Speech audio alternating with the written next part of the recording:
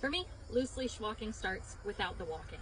I want the dog to learn the concept of a loose leash before I ever try to get them to learn to do it in motion. So what I want them to learn in this lesson is that the marker word only comes when there is slack in the leash. If there is tension on the line, there is no aversive. I don't add in any correction. I just make the reward absent. This is Grizz here with me today. I have him on a 10-foot line. I like to work on a longer line as opposed to a shorter one, because if I have a puppy that's more kinetic, as opposed to fighting with them about keeping them closer to me, I would rather give them more space so they have more opportunity to be right, because anywhere within the 10 feet will have the leash be loose, give me an opportunity to mark, and then present reward. Whereas if I try to choke him up on like a 4-foot lead, then he only has 4 feet of space to be right within. And a very kinetic or energetic puppy is going to have a hard time remaining within a 4-foot boundary, especially in the beginning. We want them to have more opportunity to succeed, not less. So I'm going to choke him up just a little bit, just to stay within frame here so you guys can see it. But I'm going to keep myself honest by wrapping the leash and then taking my thumb and hooking it into the pocket of my pants. Because when he hits the end of this leash, it is very important that he not get even 1 more inch of space from me. I am an immovable force here. I'm a tree. The leash is just connected to me. I'm just an anchor point. Yes. So as long as he is operating within a loose leash, I can say yes and then give him a reward. Oh my gosh, you're going to end up painted white from all the dust out here. Yes. So he actually stepped out, hit the end of the leash, but then stepped back as opposed to just standing on the end and pulling against it. So the moment he stepped back off the end of the leash, I marked with my yes and then rewarded. So he hits the end right there, hits the end, hits the end, hits the end. Yes. As soon as I feel the tension release, that's when I mark. Hits the end.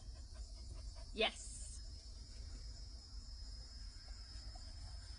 One thing you want to be careful with is that you're not only marking after a tension moment. Yes. So he did a little motion there, but he did it on a loose leash, so I was able to mark and reward, because I don't mind if he moves around within this space. I want him to. Yes. I want him to learn that the leash at any length is a boundary, and that good things only happen within the boundary. Yes. Sounds like there's a bird or squirrel or something chirping over there. He noticed it, but he didn't pull against his leash. I marked and rewarded. He's a little tangled, so I'm going to help him because he's made that 4-foot leash into about a 2-foot leash. Oh, there he goes. Got it out himself. Didn't even need me. Yes. When I'm ready, I can move this bubble boundary. So maybe I take 1 big step back. Yes. Now maybe I take 1 step forward. Yes. He tangles me up. Just untangle. Still got my leash anchored to my pocket. Yes. If I want to add some challenge,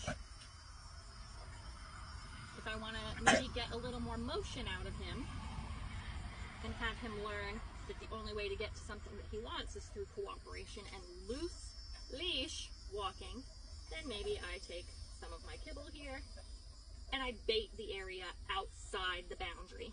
So if I've got 4 feet around myself, I want to throw this kibble at least 5 feet away.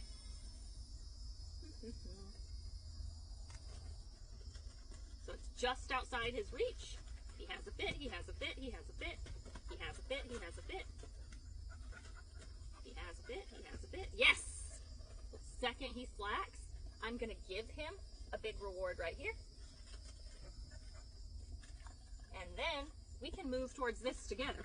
And he can have it. He just needed to be on a loose leash first.